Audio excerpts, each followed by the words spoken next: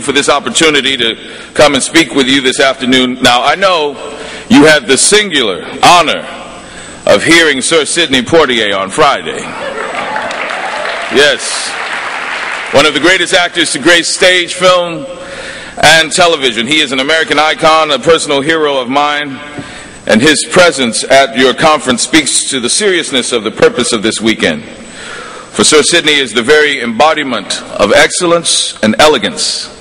The sense of history and accomplishment that he brings to any conversation makes his a voice that should always have an audience.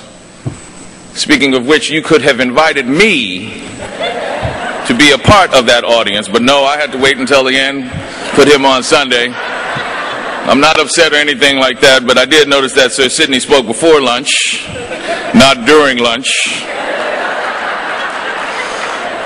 You know, when people are more likely to be wrapped in the attention of the words or the pearls of wisdom that dropped from his lips, while I am scheduled during lunch when people really just want to go and get something to eat and get out of here. Y'all know it's true, so don't even try. You're not trying to hear me talk about my life for 30 long minutes. You just want to get some grub. As I said before, I'm Wendell Pierce. I'm a graduate of Benjamin Franklin High School here in New Orleans. A Katrina survivor, and of course the son of Mr. and Mrs. Amos Pierce. I am a community developer, a theater producer, and a writer. I've worked at Popeyes, on the radio. This is Wendell Pierce, the Music FM 98. It's 20 minutes after the hour. And my first job was in the mailroom of a corporate giant here in New Orleans, and it was a job that helped me stock up on my school supplies with the 5-finger discount. Something I shouldn't admit to with so many young people here in the audience. And sometimes I'm an actor, yes, although my acting is the only thing I actually get paid to do. Most of all, I'm a New Orleanian, a proud native of this city, the great New Orleans, the northernmost Caribbean city, one of the most unique cities in the world. I am tri-coastal, living in New York, Los Angeles, and here. But New Orleans will always be my home, a special place and a sentiment we all share, or we wouldn't be here today. Now, what happened here 3 years ago is a disaster I would not wish on my worst enemy. The image of desperate families begging for help on the street right out front of this building, and the human tragedy that took place inside of these very halls will never be forgotten. But for all of you to come here from all over the world in this country to contribute your time and energy to our recovery demonstrates a poetic truth that will far outlast that painful memory, that people are good at heart. So thank you all very much.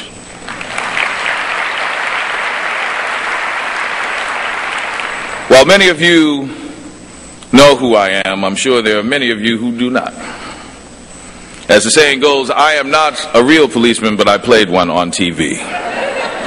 No, I am not Cedric the Entertainer.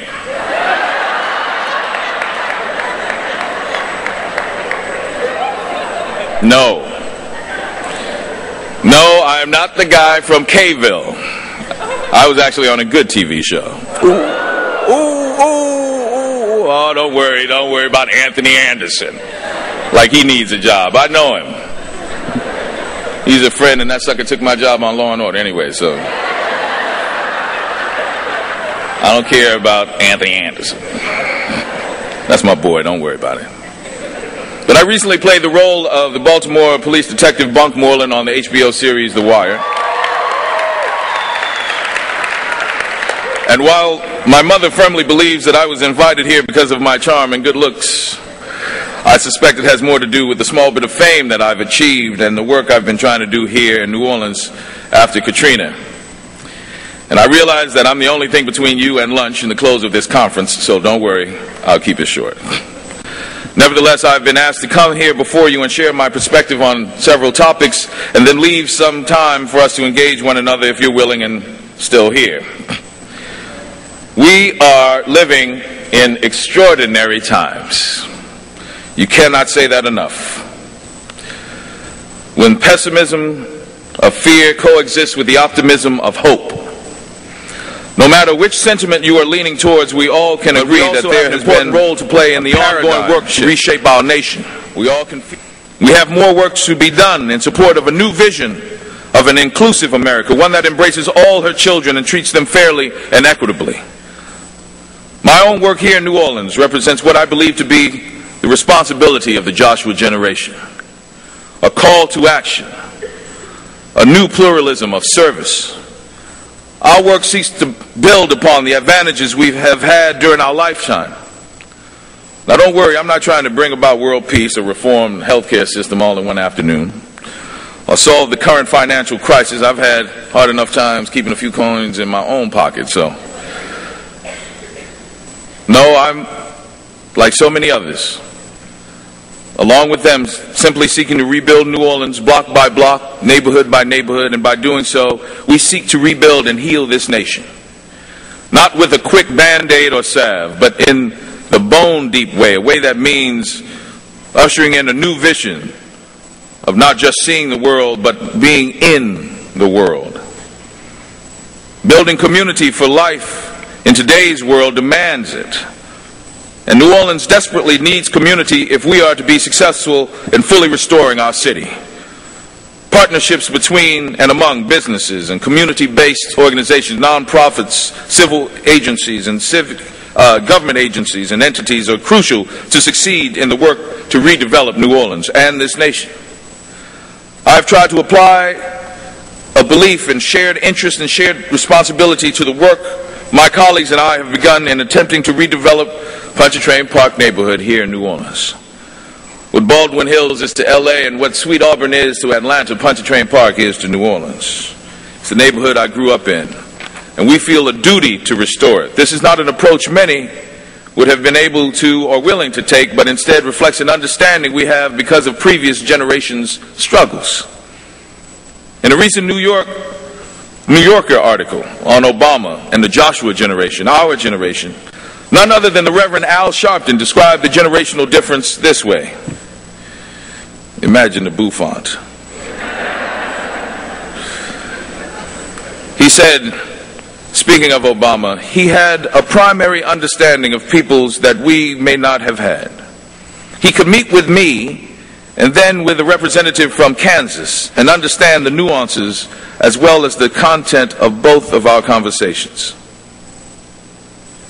Understanding the value of partnership, we have taken a broad-based coalitional approach to this endeavor.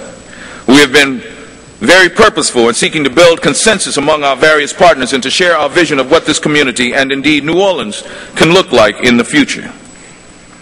We have pulled together community residents, government officials, city and state agencies, corporate supporters, private funding, and local leadership in seeking to rebuild a historic African-American community with a 21st century approach. Specifically, we're trying to restore and protect Pontchartrain Park. We're concerned about speculators' redevelopment of the area without the input of the residents, us. We are advocates for restoring the community prior to the disaster and will compete as developers of our own community, raising funds needed to rebuild the type of partnerships I described.